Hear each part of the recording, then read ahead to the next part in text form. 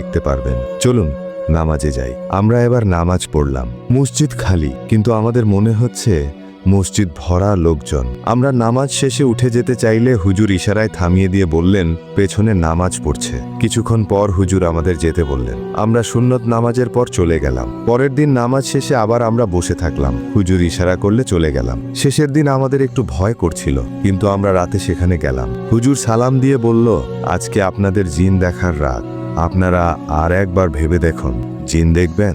আমরা বললাম, জি হুজুর, দেখব।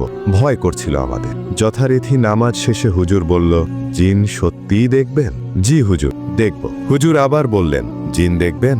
আমরা ভয় ভয় বললাম, জি হুজুর, দেখব। তারপর হুজুর আমাদের তার কক্ষে নিয়ে যেতে লাগলো। তখন আমার বন্ধুর পা হুজুরের পায়ের সাথে ধাক্কা লাগে, কিন্তু কিছুই হয় না। কক্ষে প্রবেশ করতেই আমরা অনেক অবাক হয়ে যাই। কক্ষে কোনো প্রকার জানালা দরজা ছিল না, তবুও হুজুর